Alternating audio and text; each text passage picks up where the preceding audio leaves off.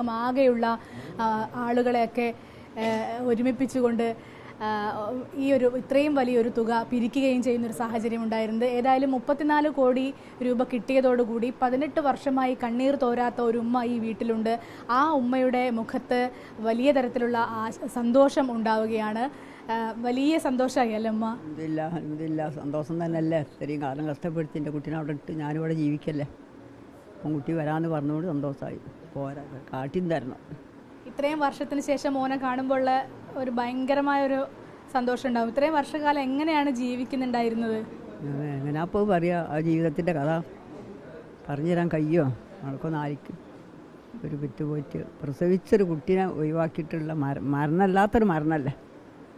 അങ്ങനെ ജീവിച്ചിട്ടാണെത്തി. അൽഹംദുലില്ലാ, ഇത്തിരി പെട്ടെന്ന് കാട്ടി തരട്ടെ, സന്തോഷം ജീവിക്കാനുള്ള വിധി തരട്ടെ. മറ്റൊരു പ്രധാനപ്പെട്ട കാര്യം, ബോബി ചെമ്മണ്ണൂർ കൂടി ഇതിലൊരു പ്രധാന ഭാഗമായിട്ടുണ്ട്. അദ്ദേഹം ഇന്നലെ വരികയും ചെയ്തു കാണാൻ വേണ്ടിയിട്ട്. 1 കോടി രൂപ അദ്ദേഹം കമ്മിറ്റിക്ക് കൈമാറിയിട്ടുമുണ്ട്. മാത്രവുമല്ല പിരിക്കുന്നതിലൊക്കെ അദ്ദേഹം ഉണ്ടായിരുന്നു. അതൊക്കെ വലിയ സന്തോഷം നൽകുന്നുണ്ട്. അങ്ങനെ സന്തോഷത്തോടു കൂടി തന്നെ, അതുകൊണ്ടൊക്കെ തന്നെ പൈസ വേഗത്തിൽ തഴഞ്ഞതും ആരെക്കൊണ്ട കഴിയാം. ഒറ്റടിക്ക് 33-34 കോടി ഉറുപ്പ്യൊക്കെ ഉണ്ടാക്കാൻ കഴിയും. അവരൊക്കെ സഹകരിച്ചുകൊണ്ട് ഇത്തിരി വേഗത്തിൽ അതൊക്കെ അവിടെ ആയി കുട്ടിക്കൊടുത്ത്. ഇനി അതേമാതിരി എൻ്റെ കുട്ടീനെ എത്രയും പെട്ടെന്ന് നാട്ടിലേക്ക് എത്തിച്ച് കാണണം. ഇനിയിപ്പോൾ മോനെ കണ്ടാൽ മതി അല്ലേ? മോനെ കാണണം, അതാണ്. എന്തൊക്കെയാണ് മോനെ കാണുമ്പോൾ ഒരു പ്രതീക്ഷകൾ? പ്രായമൊക്കെ കൂടിയിട്ടുണ്ടാവും. നിങ്ങൾ ഇവിടുന്ന് പോകുമ്പോൾ 10-24 വയസ്സല്ലേ ഉണ്ടായിരുന്നുള്ളൂ അല്ലേ?